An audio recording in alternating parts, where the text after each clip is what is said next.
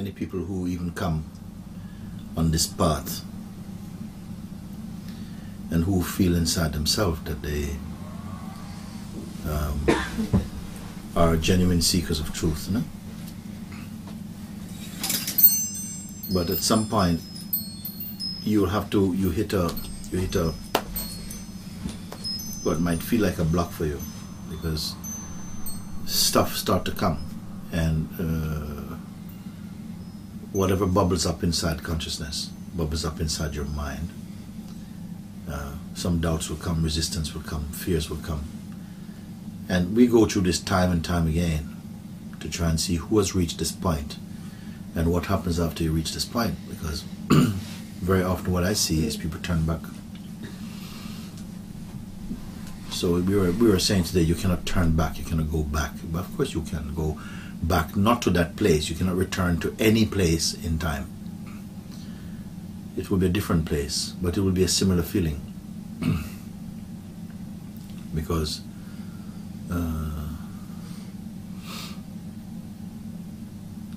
you hesitate and choose to be with with a kind of cultured self, the self that you identify with, which is personality and that. And my feeling is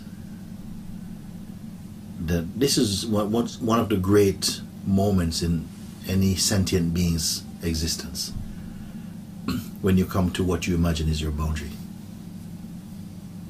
You come to what you imagine is your fence,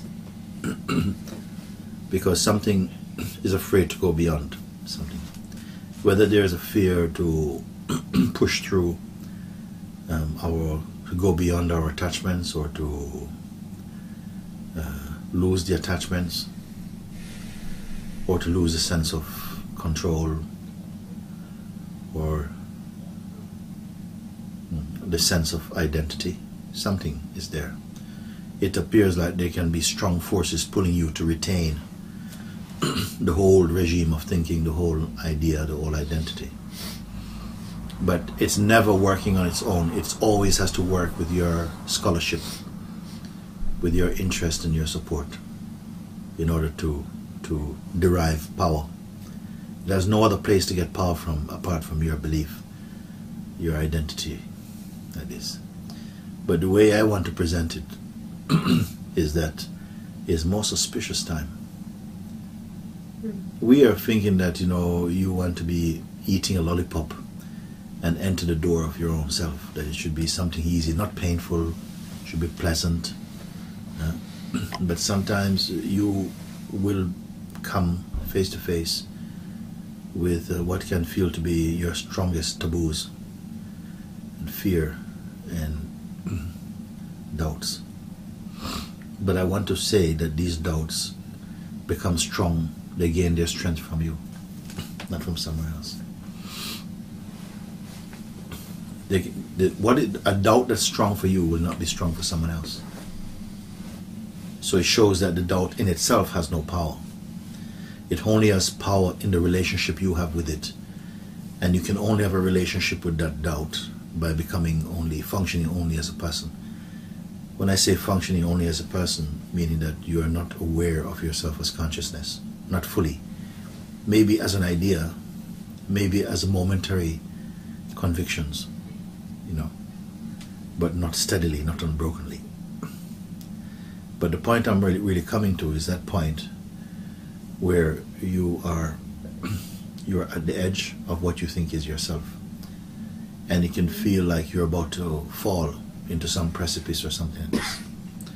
Right there is a turning point for many people that turn around and want to go back to what feels like safety, but it's not safe. Nowhere in the egoic mind is safe. There's only the idea of safety. And nowhere in the true mind is unsafe or safe. It doesn't function like that. There's no vulnerability in the true mind, in the true heart. Those kind of qualities, they won't show up. But when you come to a point where you feel like your life is going to burst open, be very present and don't miss that opportunity. That's what I want to say. Because the people in the mind, you're reading it like, oh, something terrible is about to happen to you. You know, the thing you most fear is coming into fruition, is coming into existence. And you feel that it's a curse, and you don't see it as a blessing. Why we don't see it as a blessing? Because we are identified with the vulnerable aspect of ourselves. It's not even a true aspect of ourselves. It's an old falseness, but it's based upon personhood and conditioning, education, you know, propaganda. The self that's shaped out of these superstitions is feeling vulnerable. And it is offering a defining moment to split away from what is unreal and to find the real. Because as long as you're comfortable with your sense of identity, you will not go beyond it. And if you don't go beyond it, you'll never go beyond the lie. You will never come into the truth. There's a time for a human being to know these things. The time to know these things is when you have the power to go beyond them. It's not good to tell you these things when you don't yet have the power to go beyond it. It will only be an oppression. But because you're at a stage where you can go beyond everything, then somehow I find it favorable to tell you these things. You see? I don't want to give a person bad news. Oh, you're going to die. Yeah, but is there any remedy? Oh, no, I don't know of one. No, I don't want to be the bearer of that news. I want to tell you, listen, you're on the way to death. Yes, but how can I change this? Oh, I'll tell you how. I want to give you a good news. For me, I have no pleasure in giving bad news to leave you in a sense of hopelessness. No true being will ever leave you with a state of hopelessness. They will always tell you, you're freedom, you're the eternal, you're the timeless. They have to leave you with a note of, they have to leave you in something that makes you feel, yes, I want to go for this. Not, oh, you know what I'm going to do, no, please help me, no, sorry, I have nothing I can do for you. No, only a liar speaks like that. Only the devil speaks like that. Always have to tell you that you have your freedom. But you have to stop choosing death. You have to stop choosing smallness. You have to stop building your own prisons. You have to come out of that. How much time do I have? Well, you have now. Tomorrow I can't tell you about. You have now. This is a true message. Tomorrow is an agreement you make with yourself to stay bound.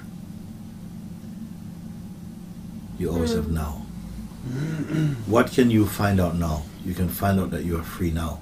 You can really find it out. Not have an idea about it. Not believe in it. Not agree with it. But really begin to step away from the lie in yourself. And to say yes to freedom. Not a superficial yes. Not a yes that only your lips say. A yes that your heart says. You see? So this is what I want to say. Whenever sometimes something may come to you, might feel very painful. It could be the loss of a dear friend or somebody close to you. It could be the bailiffs are coming to take your house, take your furnitures away. It could be that the police are coming to take you to jail. Whatever it is. You know what it is? It's God's gift to you. Whatever it is. Only don't say you know how it's going to turn out. Don't say this. Just keep quiet.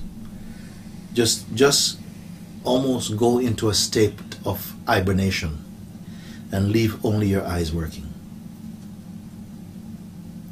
Go into a state of inner hibernation. Hibernate into the heart, into the self. Just leave your eyes working so you can witness but don't interfere. Don't interpret. Because you are this close to meeting your father, mother. The one the mind is running away from. The mind is the illegitimate child.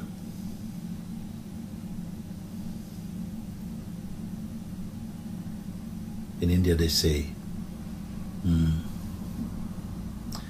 It's like trying to punish the child of a barren woman.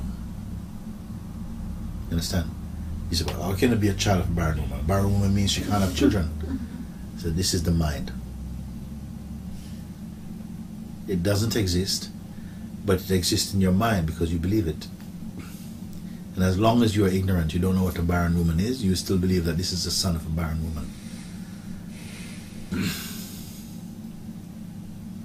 But again, back to this point, you feel like you are lost. When you feel lost, when you feel helpless, when you feel most confused, when you feel like you run out of moves, when you feel like your life is on hold, right there, you yourself become very, very quiet and empty of your own self. Because the chance is you'll meet God in this moment. You'll break all the boundaries if you don't hold the hand of your mind. You must go through. That would be my New Year message to anybody. Because so often we are living in panic and we are almost as though you're seeking mercy from your mind. Your mind is going to show you mercy. And also you have to know that you don't need mercy. The real you don't need mercy, but we are not yet mature enough to embrace this message yet. We are still going to feel helpless because we are so deeply attached to this body-mind personality identity. Even after hearing the truth, we can't get the message, we cannot get the stain of conditioning out of the being. And how we know this, which side you're on, you have to go in a crisis. When the crisis comes, you'll see where you'll run. This is a testing ground. When a crisis comes, you'll go to the place where you'll feel you're most safe. Either you run to the police, you run to your lover, you run to your parents, you run under the bed, you run to church, or some people become very quiet. And then you will know where the allegiance is in your heart. Where is your allegiance? Where will you go? When the last breath is coming, where will you want to be? Like that.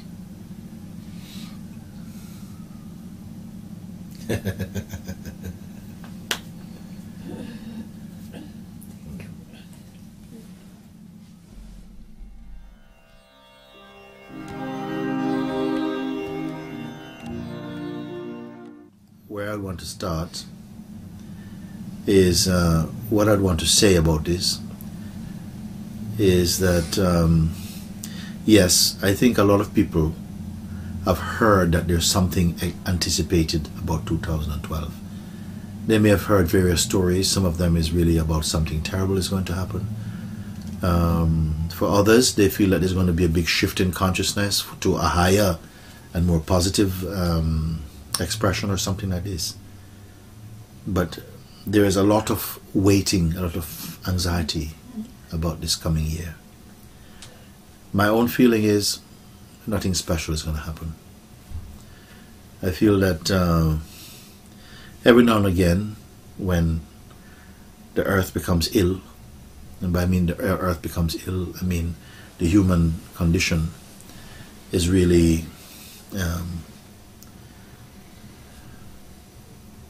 stuck, overloaded, unhappy, frustrated, without contentment, without peace. Whenever we've moved away from real love or from self-awareness, then we become ill. Not just one by one, sometimes nation by nation, maybe the whole world is in a state of illness at some level. And without there being this kind of condition is a little bit like the signs and perhaps the birth pains that will force us, it's another expression of grace, to force us into a higher level of consciousness. We have to become more wise, more kind. Because I remember someone asking my master, when will mankind really begin to grow in truth? And he says, when mankind becomes kind man. And I feel that until human beings begin to look inside for a change, because all our energy has been going outside through the senses and the mind to look at things which are perishable, aspirations which will decay, which are subject to time and change. And yet something deep in our psyche, something primal, has always been searching for a stillness, for a joy, a happiness, a contentment that won't leave, won't be destroyed, won't fade. That is the true purpose for me, or opportunity of the human existence, is to discover what is eternal inside ourselves. Because until now we are only finding out what is transient, what is passing. I think we have spent enough time with what is passing. It's common knowledge now. It's time for us to make a step towards greater wisdom, increased wisdom, to really begin to move in a direction where we can really be fruitful through our own inner discovery, our own inner journey. And the fruitfulness I'm speaking about, the tastiest fruit is the fruit of self-knowledge, to realize the true nature of ourself. And this fruit continues to become more sweet because we begin to share this knowledge in some way with the rest of our brothers and sisters. I think the world is going to grow smaller and smaller. I think technology and so many different expressions of consciousness is bringing the world smaller in a beautiful way, that we're becoming more unified. We begin to see with the true eyes that we are one. We have to be moving in this direction of unity, of love and universal understanding. If we don't go this way, then we are committing suicide. Whatever happens in this world is not really down to us. That's the next good news I have to tell you. It's not up to human beings to save this world, even to save themselves. Everything is an expression of consciousness. All the human being has to know is that they are themselves an expression of consciousness. They're not divorced from consciousness, and that the truest truth in themselves is that we are consciousness. The more we move in the direction of understanding and in the heart that we are consciousness, I stress in the heart rather than in the mind or just the intellect. When I say we understand something in the heart, when something reaches your heart, then there's a oneness in this. It means that it's not just your belief, it's not an opinion, it is your living truth. It means that what you think in your mind and what is what you will be acting out. And so I feel that this is the opportunity that lies in front of us. We must stop now from putting so much energy into superstition and fear. Enough time has been spent in this way. We have made advancements in technology and so many other things, some beautiful advancement. This is all the grace of consciousness. But we haven't really advanced very far in the way of real understanding of our nature. We are the supreme being in expression as humanity. Until we raise up to the level of that understanding. And when I say raise up, not just by ourselves, we cannot do it. You can only do it by coming to understand and cooperate with the grace and an awareness that everything great about us is because there's everything God in us. And we have to come to that realization. The sooner the better. I think this is good, because sometimes we have to be forced to a certain point where we run out of moves before real change will come. Because the power of ignorance is such that we will not change. We don't have the capacity for change, to make great leaps of change for the positive right now, because a little bit we have endorsed and given too much energy into the direction that is going downward. So man has to find God again, and he has to start inside himself. And when he begins to really discover this in a real way, not in books, but in the book of his own heart, then he stands a chance. That's the great game. And if he is to just to participate is great. There are not really any winners in the game. We have to have an idea that we must win together. But first you must find the truth for your own self. And that possibilities are always available on the earth, always available on this planet, always available inside the heart of each human being. They have to find this out. In my own way,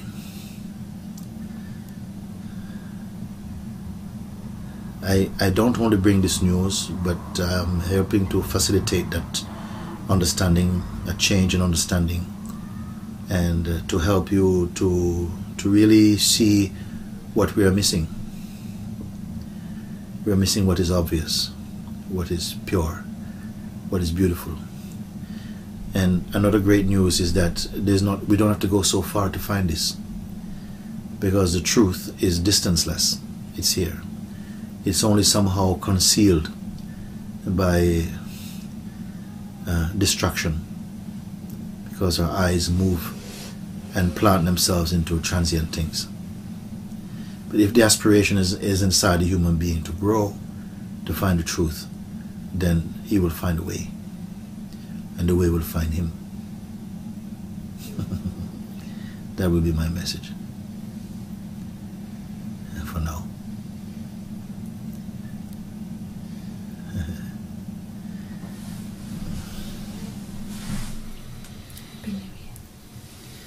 Happy New Year to the whole world. Happy New Year to every single being in the whole world. Happy Now Here to the whole world.